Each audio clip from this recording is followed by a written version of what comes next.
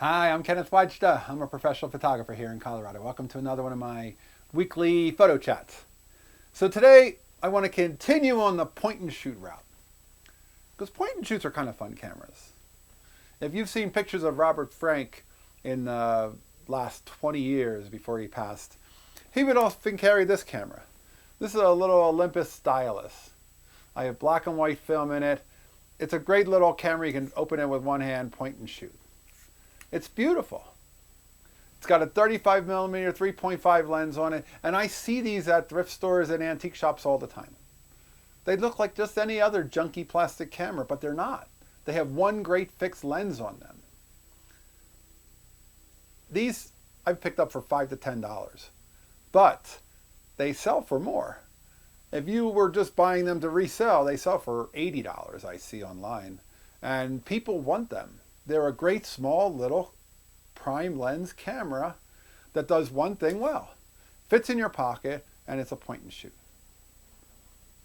Look for the Olympus stylus. Highly recommended.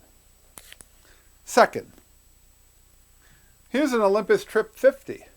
I had to look it up because it was like $2 at the local thrift store. And the Trip 50 has something special about it. It's got a 28 millimeter lens on it. It's not terribly fast. It's an f6.3 lens. But if you're shooting outside, f6.3 is fine. It's a point and shoot camera by Olympus with a good lens. And this was a couple bucks. What does a couple dollars buy for a camera with a 28 in your pocket? A lot of point and shoots didn't have wide lenses like that. You can buy the Nikon 28 Ti, but it'll cost you several hundreds of dollars. Or this for next to nothing. So if you see a point and shoot in the basket and it says 28 millimeter right away, that's a reason to perk up. It's a very, very simple, lightweight camera. Olympus made it. Only stick with the main brands. Both of these are Olympus. Stick with Nikon, Canon, Pentax, Olympus. They're the ones that I think are the ones you can't go wrong with because you didn't pay a lot and they're good quality cameras. They were several hundreds of dollars when they first came out. There was this camera. This is a Yashica AW Mini. And the beauty of this one is, it's not their high-end, T4, one of those cameras, but it's got a waist level finder on it. And as soon as I saw it in the store, it's got a waist level finder on it. Well, that means that I can go into the street and I can shoot looking down into the camera. And I've got a camera that's got a waist level finder and a point and shoot. It's got a little 32 millimeter 3.5 lens, perfectly good for a prime lens. It's got a built-in flash. These are the kinds of cameras that sometimes you want to take the 4x5 and go make a photograph. Sometimes you want to take the Leica and you want to go and really create that portrait of friends. Sometimes there's a time when you want to take the f2 because it's a great beast of a camera and you want to have a 20 on it or a 105. But then there's other times when you just want to carry something really lightweight and small. I don't even have straps on these because these just go into my jeans pocket.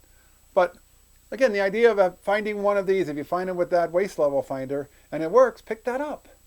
That's a good find because how many cameras do you have where you can just go, okay, I'm going to go take pictures in the street right now, and I don't have to look into the camera because I have a right angle waist level finder built in.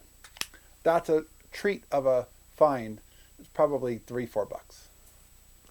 All of these cameras are capable 35 millimeter cameras that were made when they were getting better and better at refining small cameras, not much bigger than a roll of film. And they're out there for when you want a little bit of fun, when you want something super unobtrusive.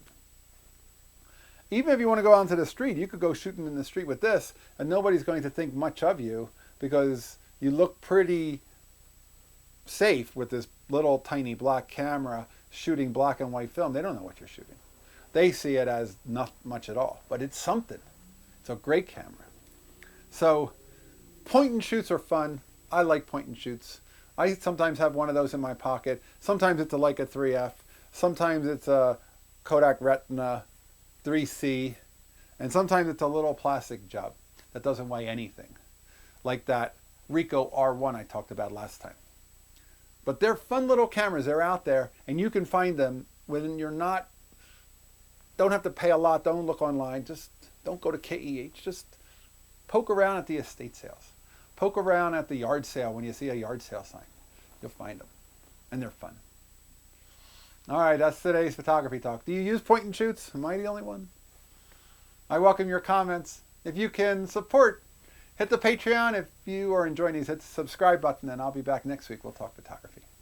As always, here's the good light.